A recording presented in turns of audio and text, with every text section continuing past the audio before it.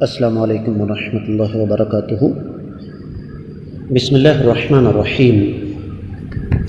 الحمد للہ علی احسانہ والشکر لہ علی توفیقہ وامتنانہ، والصلاة والسلام علی من ارسلہ اللہ بالہدی ودین الحق الداعی الی رضوانہ۔ قال اللہ تبارک و تعالی بعد اعوذ باللہ السمیع العلیم من الشیطان الرجیم، یا ایہا الذین آمنوا ادخلوا فی السلم کافہ ولا تتبعوا خطوات الشیطان انہ لکم عدو مبین۔ معزز خواتین و حضرات، شہر اللہ المحرم، اللہ تعالیٰ کا مہینہ محرم، جس کے بارے میں کائنات کے امام صلی اللہ علیہ وسلم نے ارشاد فرمایا کہ افضل الصیام بعد رمضان شہر اللہ المحرم، رمضان کے بعد سب سے افضل روزے وہ محرم کے مہینے کے ہیں۔ حرمت والا مہینہ ہے، 4 حرمت والے مہینوں میں سے ایک ہے، اسلامی سال کا پہلا مہینہ ہے، اور اس مہینے میں اسلامی تاریخ نہیں بلکہ انسانی تاریخ میں بہت سارے واقعات پیش آئے۔ تو میں یہ ضروری سمجھتا ہوں کہ انتہائی اختصار کے ساتھ اس مہینے کے حوالے سے کچھ گزارشات کر دی جائیں۔ جس طرح میں نے اشارتاً بات کی، یہ اسلامی سال کا پہلا مہینہ ہے، حرمت والے 4 مہینوں میں سے ایک ہے، اور پھر کائنات کے امام صلی اللہ علیہ وسلم جب مدینہ تشریف لائے تو آپ علیہ الصلوۃ والسلام کو پتہ چلا کہ یہودی 10 محرم کا روزہ رکھتے ہیں۔ تو آپ علیہ الصلوۃ والسلام نے پوچھا کیوں؟ کہنے لگے یہ وہ دن ہے جس دن اللہ تعالیٰ نے بنی اسرائیل کو فرعون سے نجات عطا فرمائی تھی۔ تو نبی علیہ الصلوۃ والسلام نے ارشاد فرمایا نحن احق من الیہود بموسیٰ، ہمارا تو موسیٰ علیہ السلام پر یہودیوں کی نسبت زیادہ حق ہے۔ تو آقا علیہ الصلوۃ والسلام نے فرمایا لئن بقیت لأصومن التاسع، اگر میں زندہ رہا تو آئندہ سال 9 کا روزہ رکھوں گا۔ تو اس سے پتہ یہ چلا تمام احادیث کو جمع کرنے کے بعد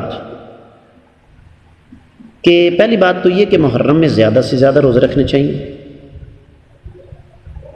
اور پھر اگر زیادہ رکھنے کی کوئی توفیق نہ ہو تو پھر کم از کم 9-10 یا 10-11 یا 9-10-11 کا روزہ ضرور رکھنا چاہیے، کیونکہ حدیث کے لفظ نبی علیہ الصلوۃ والسلام نے فرمایا یوم عاشوراء کا روزہ یہ 1 سال کے گناہوں کی معافی کا ذریعہ ہے، اور عاشوراء عشرہ سے ہے، عشرہ کا معنی 10 ہوتا ہے، اس کا مطلب 10 کا تو ہے ہی نا۔ اس کا مطلب یہ بھی ہوا کہ کائنات کے امام صلی اللہ علیہ وسلم کی سنت یہ ہے کہ محرم کے مہینے میں زیادہ سے زیادہ روزے رکھے جائیں۔ اب ہماری یہ بد نصیبی کہہ لیں کہ جب یہ مہینہ آتا ہے تو ایک خاص قسم کی فضا جو ہے وہ ہمارے خاص طور پر برصغیر پاک و ہند میں بنا دی جاتی ہے، اس میں کسی قسم کا کوئی شبہ نہیں کہ نواسۂ رسول سیدنا حسین رضی اللہ تعالیٰ عنہ کی اپنے خاندان سمیت شہادت اسلامی نہیں انسانی تاریخ کا ایک بہت بڑا سانحہ ہے۔ لیکن یہ بات یاد رکھیے گا کہ سیدنا حسین رضی اللہ تعالیٰ عنہ کی شہادت کا غم منانے کا مطلب یہ کہاں سے نکل آیا کہ ہم سیدنا حسین رضی اللہ تعالیٰ عنہ کے نانا اور اپنے آقا محمد رسول اللہ صلی اللہ علیہ وسلم کے دین کا حلیہ تبدیل کر کے رکھ دیں۔ جہاں تک اس بات کا تعلق ہے واقعہ کربلا کی حقیقت کیا ہے، میں اس کی تفصیل میں نہیں جانا چاہتا، آپ کو صرف ایک اشارہ دیتا ہوں، اس سے آپ کو حقیقت سمجھنے میں آسانی ہوگی۔ جو کچھ ہمارے سامنے پیش کیا جاتا ہے نا، اصل حقائق اس سے بالکل مختلف ہے۔ ایک چھوٹا سا کام کیجئے، گوگل میپ اوپن کیجئے اور وہاں پر مدینہ ٹو دمشق وایا کوفہ لکھیے ذرا۔ مدینہ سے دمشق جانا ہے کوفہ کے راستے، تو آپ کو یہ سن کر حیرت ہوگی کہ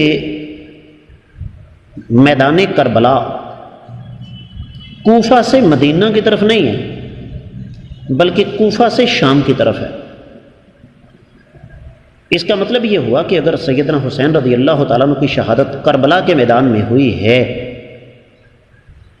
تو ان کو کوفہ سے پہلے نہیں روکا گیا، بلکہ کوفہ گزرنے کے بعد شہید کیا گیا ہے۔ کرنے والے کون تھے؟ مقصد کیا تھا؟ وہ ایک الگ کہانی ہے جس کو یہاں بیان کرنے کی نہ کوئی ضرورت ہے اور نہ اس کا کوئی مقصد۔ ہمارے ہاں تو سلسلہ ہے نا، باقاعدہ ایک رواں تبصرہ ہوتا ہے، رننگ کامنٹری، ایک ایک لمحے اور ایک ایک سیکنڈ کی بات۔ حقیقت بات یہ ہے کہ چونکہ ہم جذباتی قوم ہیں، اس لیے حقائق کو نظر انداز کرتے ہیں۔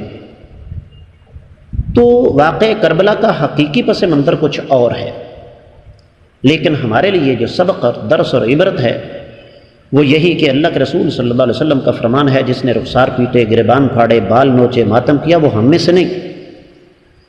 اس صدمے کا مطلب یہ نہیں کہ ہم دین کا حلیہ تبدیل کر کے رکھ دیں۔ اللہ تعالیٰ سے دعا ہے کہ اللہ تعالیٰ ہمیں اس مقدس مہینے کا احترام کرنے کی توفیق عطا فرمائے۔